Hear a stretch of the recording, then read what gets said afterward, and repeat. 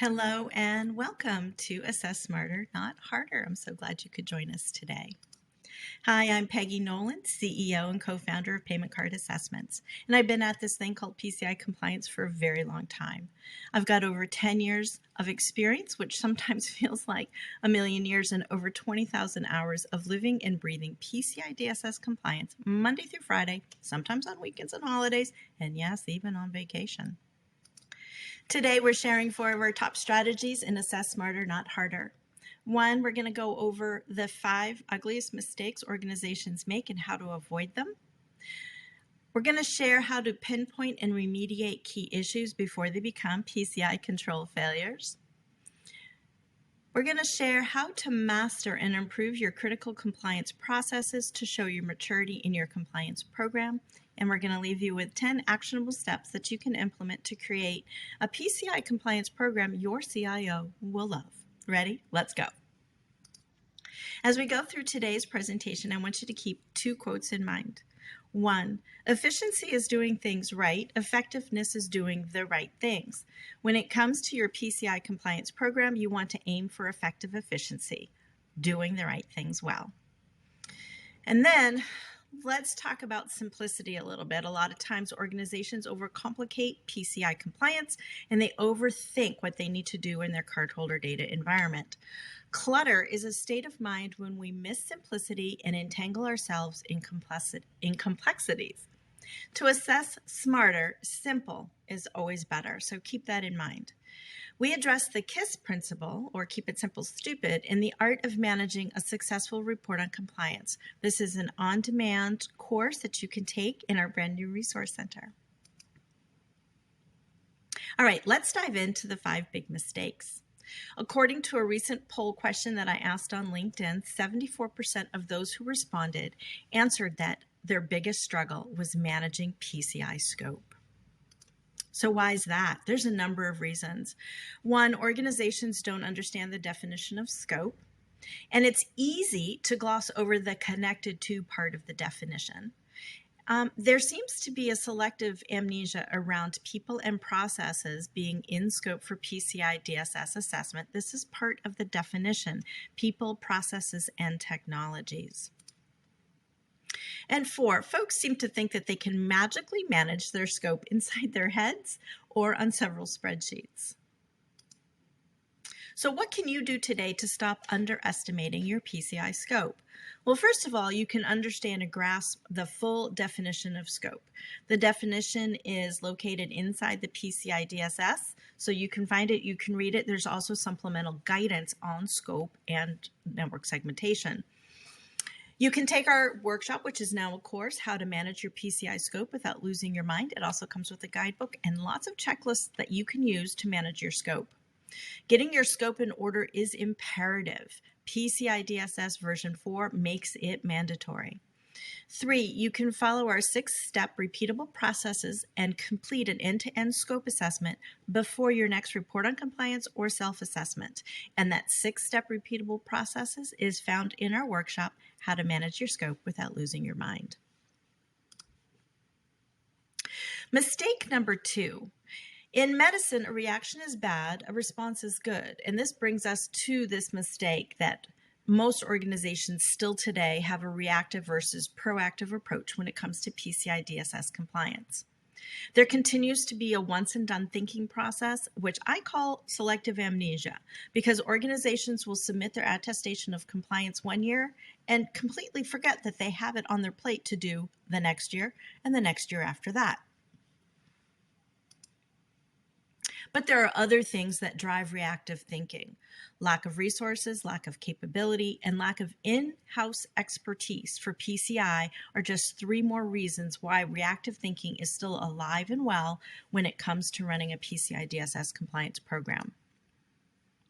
So what can you do today and this week? 1, you can implement repeatable processes. That will go a long way for your overall compliance program. And then you want to automate those processes. And then monitor processes for effective efficiency. You want to validate that your processes that you've put in place are working well.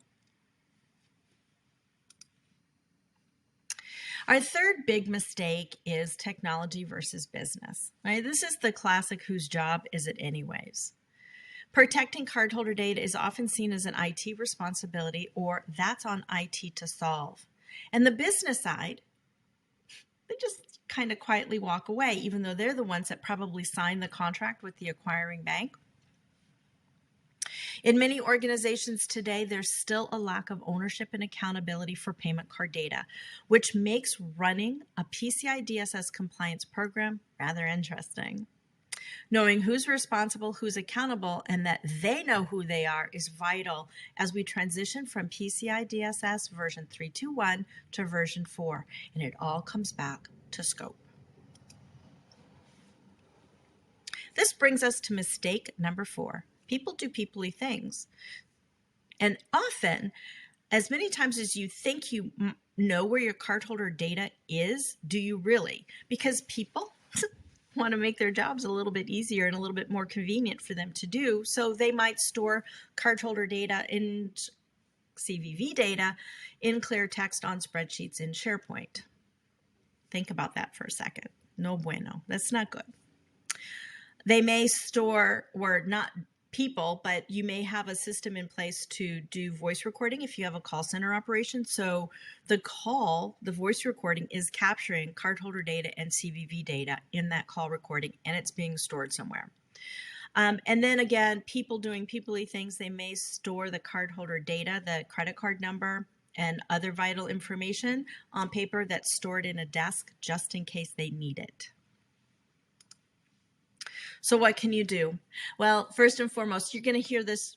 It's kind of a repeating thing for me right now, but proper scope assessment. That's where you're going to help remediate this issue about where is the cardholder data. So you want to do that proper scope assessment. You want to make sure that you're capturing the people and processes inside this scope assessment. And then if you find out that they are storing cardholder data in places that they probably shouldn't, ask them, do you really need to store it? And if yes, store the data securely and bring it into scope. So if they're storing it on SharePoint, maybe you can help them find a solution so that that data is being stored in a more secure location that has limited access and that you can monitor this in your PCI DSS compliance program. Education, educating the staff that are responsible for billing, working with customers in the call center, educating them on proper processes is vital. And then you just want to be able to rinse and repeat. And while there are many more mistakes that organizations make, I want to mention this last one, lack of communication. So no matter how organizations claim to be collaborative or agile or everybody talks to each other, in truth, when it comes to PCI DSS compliance, these little silos of finance, IT, vendor management, application development, and any other team that might be involved in PCI compliance, very rarely are they actively communicating within each other. And it's often up to the PCI compliance manager to make sure that these groups are communicating effectively and efficiently with each other.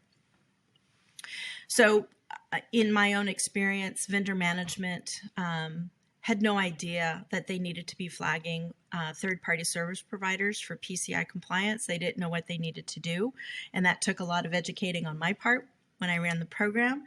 Also, application teams, they may change a payment card flow. They may change how they're doing it, and they won't tell anybody in IT security because what they change in the flow may actually change in the security tools that monitor the environment.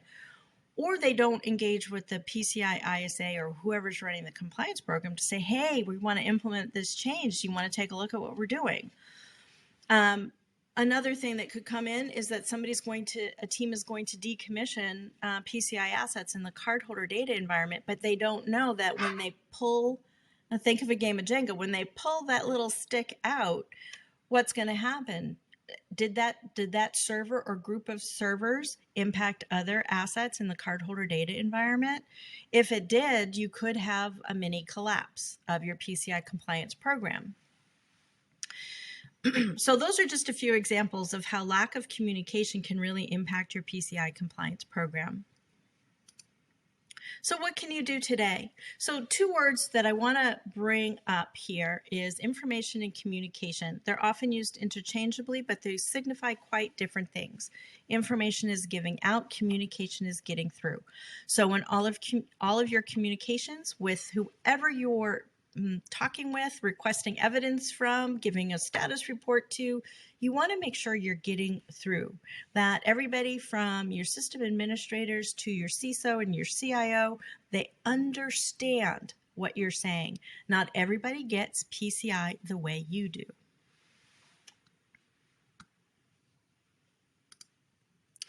Now, this concludes part 1 of Assess Smarter, Not Harder. Thanks for your time and attention. And as always, you can contact us at support@paymentcardassessments.com.